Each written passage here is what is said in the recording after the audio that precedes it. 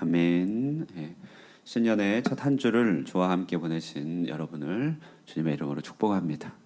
이 남은 우리에게 주어진 한 해, 우리 하나님의 말씀과 또 성령 가운데서 충만한 한 해가 될 줄로 믿습니다. 어제 우리는 갈릴리 사역의 큰 전환에 대해서 살펴보게 되었습니다. 예수님 사역의 전환, 큰 변화가 있었죠. 하나는 예수님 사역이 당대에 금기라고 할 수 있는 선을 넘어서서 판세가 좀 뒤집히는 일들, 그렇게 한 변화가 있었고, 그 일로 말미암아 이제 본격적으로 갈릴리에, 예루살렘에, 이스라엘에 논쟁이 시작되었다, 부딪힘이 시작되었다라고 어제 말씀드렸습니다. 큰 변화가 있었던 것입니다. 오늘도 그런 큰 변화 가운데 있는 두 가지 일화를 보게 됩니다. 하나는 안식일에 제자들이 밀밭 사이를 이렇게 거닐고 지나가다가 손으로 밀밭을 따서 비벼 먹은 일입니다. 그것에 대해서 바리새인들이 이제 논쟁을 붙인 일이 하나 있고, 또 한 가지 일은 이제 안식일에 회당에서 손 마른 사람을 예수님께서 가운데 세워서 고치셨는데, 바리새인들이 그 일 때문에 예수님을 죽이려고 작정한 일, 이 두 가지 일이 있었습니다. 자, 먼저 보시면 예수님과 제자들은요, 이제 길을 가로질러서 아마 회당에 가는 길이었을 것 같습니다. 안식일이었습니다. 밀밭 사이를 가게 되었는데 아침을 아마 굶었는지 시장한 탓이었는지 곡식 이제 몇 알을, 곡식 몇 개, 몇 단까지는 아니고요, 곡식 조금을 꺾어서 이제 비벼서 먹었습니다. 자, 우리 마음에는 이제 남의 밭에 이삭을 따서 먹었으니까 이제 그게 문제가 되었다, 이렇게 생각할 수 있겠지만, 사실 신명기 율법상 남의 집에 밭에서 이 정도 따먹는 것은 율법상 괜찮은 일입니다. 이건 문제가 되지 않는 일이었습니다. 그런데 이제 문제는 그날이 안식일이었다는 것입니다.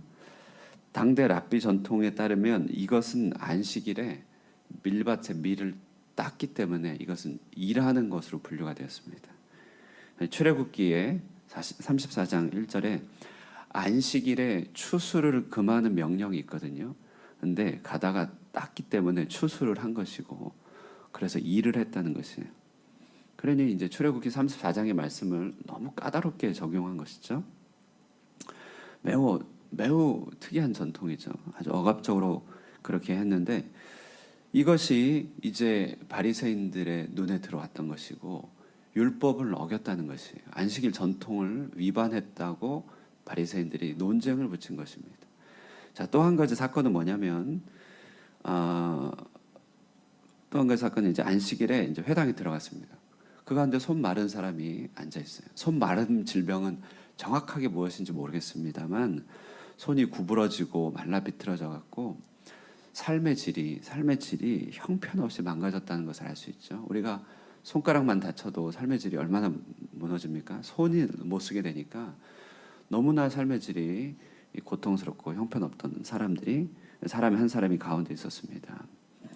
그런데 2절에 보니까 사람들이 이 상황을 주시하고 있다고 해요.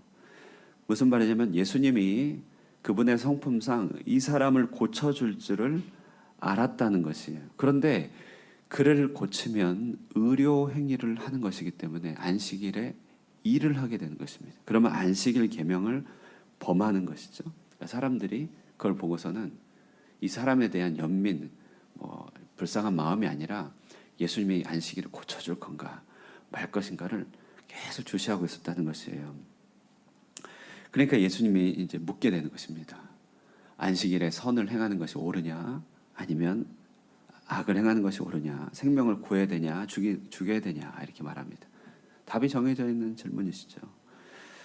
사람들은 그런데요, 너무나 완악하여서요, 안식일 자기 계명에 붙들려 가지고 그 말이 들어오질 않는 것이, 예수님 지금 안식일을 범할 거냐 말 거냐, 여기에 초점이 있었습니다. 예수님은 그 마음을 보시고 그게 완악하다고 하시고 크게 탄식하셨어요. 한숨을 크게 내쉬면서, 오늘날 표현으로는 이렇게 하라고 하죠. 하면서 노하심으로 쳐다봤다고 하니까 하나님 진노의 눈으로 쳐다본 것이죠. 그리고 자비로서 사람을 고쳐주십니다. 자, 이렇게 두 가지 일화를 통해서요, 먼저는 허기진 제자들의 배를 채워주시고, 그 다음에 또 병자를 고쳐주셨지만 사실은 이 사건들을 통하여 주님은 안식일에 대한 그들의 배고픔, 다시 말해 안식일을 채우시고 안식일을 고쳐주셨던 그런 일화가 등장합니다. 본문은 이 안식일에 대한 예수님의 당신의 해설을 소개하면서 마가복음 2장 27절 보시면 한번 읽어보도록 하겠습니다. 27절 시작. 또 이르시되 안식일이 사람을 위하여 있는 것이요 사람이 안식일을 위하여 있는 것이 아니니. 마가복음 3장 4절도 예수님의 해설이죠. 안식일에 선을 행하는 것이 옳다. 이렇게 예수님의 해석입니다. 자, 여러분 요즘 이제 우리 수요 예배를 통하여 안식일 계명을 조금 꼼꼼히 살펴보고 있는데요. 수요 예배를 통해서 이제 살펴본 안식일은요, 사실 굉장히 비중 있는 계명입니다. 안식일 계명이요. 하나님이 어떻게 안식일을 중요하게 여기시는지는 쉽게 말해서 말도 못합니다. 정말 중요하게 여기신다는 게 안식일 계명 전체에 달려 있는 하나님의 뜻입니다.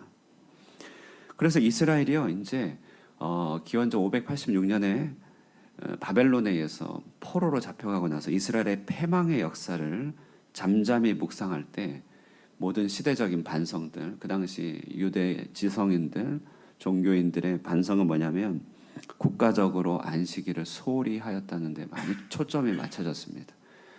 그래서 예레미야, 에스겔, 이사야, 기타 말라기 할 것 없이 안식일 계명에 대한 모든 집중들이 다 나옵니다. 이게 전부 다 포로기 때라든지 포로기 이후에 쓰여진 책이거든요. 그러니까 다 망하고 나서 반성했을 때 안식일 문제가 좀 컸다 이렇게 얘기하는 것이에요.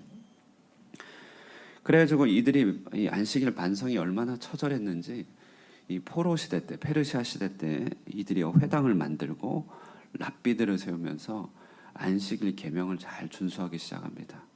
정말 반성했습니다.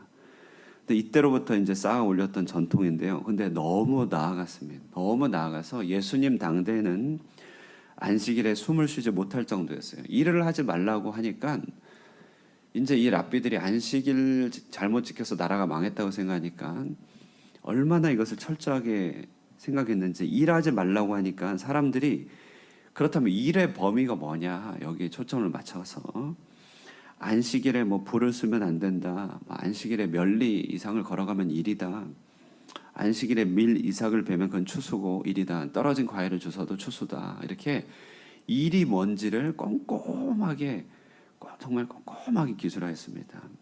일하지 말라고 했으니까 여기에 초점을 맞췄어요. 그리고 이제 일하지 말라고 한 이 계명, 안식일 계명으로 기득권들, 통치자들이 통치의 계명을 삼은 것입니다. 통치 도구로 삼았습니다. 근데 주님의 말씀은요, 이 계명을 주시니 하나님의 마음을 헤아리지 않고 자기 뜻대로 해석한 사람들, 그러니까 하나님의 중심, 하나님의 뜻은 헤아리지 않고 자기 편의대로 해석한 이 사람들의 마음, 이것을 완악하다고 책망하신 것입니다. 그래서 오늘 주님이 정리할 때 이 안식일은 사실 모든 계명의 총칭이라고 할 수도 있죠.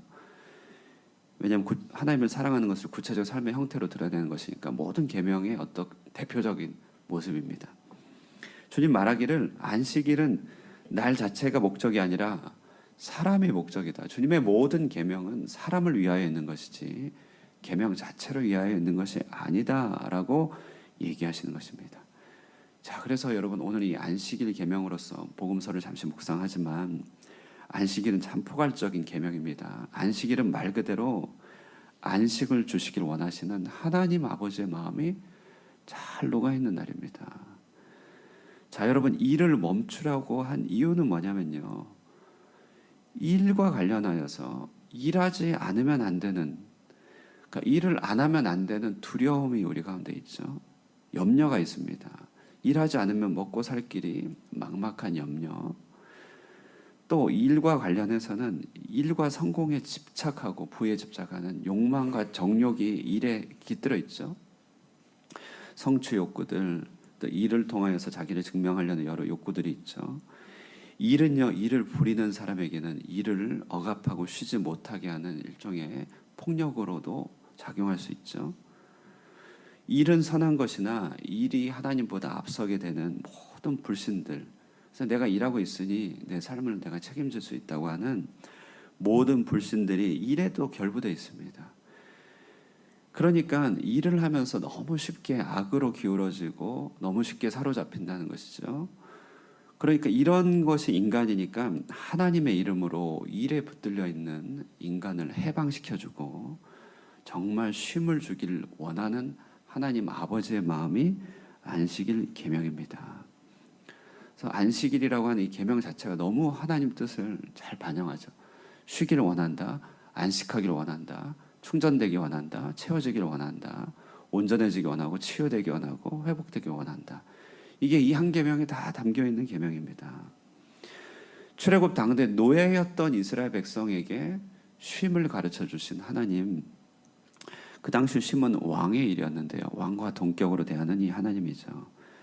매이고 불안해하고 강박에 쉽게 사로잡히고 금세 두려워하는 우리들을 얼마나 불쌍히 여기시는지, 쉽게 말해서 두 다리 피지 못하고 자는 우리들에게 다리 쭉 뻗고 잠자기를 원하시는 마음이 안식일 계명에 잘 드러나 있다는 것이에요. 복음의 정수가 담겨 있는 날이 안식일입니다. 자, 이 날이 이렇게 소중한 날인데 이스라엘 백성들 당대의 율법자들이 이것을 인간의 계명을 삼아서 사람들의 인성을 파괴하였으니 하나님의 진노가 컸던 것입니다. 안식일을 너무 멸시하여서 내 뜻대로 살아가는 것도 문제, 안식일을 너무 인간적으로 계산하여서 인간적으로 억압하는 것도 문제. 주님은 이 안식일의 주인이 예수님임을 선포하면서 예수 그리스도의 성품, 그 사역, 복음, 정신이 흘러넘치기를 바랬다는 것이죠. 그래서 모든 계명의 압축이 안식일인 것입니다. 우리 사는 이유 안식하려고 사는 것이죠. 우리가 복음 전하는 것 안식하려고 복음 전하는 것입니다. 신앙생활 다 안식과 관련이 있습니다. 자, 그러므로요, 안식일은요, 내가 안식을 잘 누려야 한다는 하나님 아버지의 마음을 기억해야 됩니다. 그리고 이제 안식일 계명은 나뿐 아니라 나와 같이 안식을 누리지 못하는 이 땅의 많은 사람들도 안식을 누리게 해야 한다는 안식일 사상으로 발전합니다. 그래서 선교는 안식일 계명의 적용입니다. 그렇죠? 선교는 안식일 계명의 적용인 것이죠. 자, 바리새인들에게 그런 마음이 없었다는 것이죠. 우리도 안식일을 좁게만 생각하면 바리새인처럼 된다는 것입니다.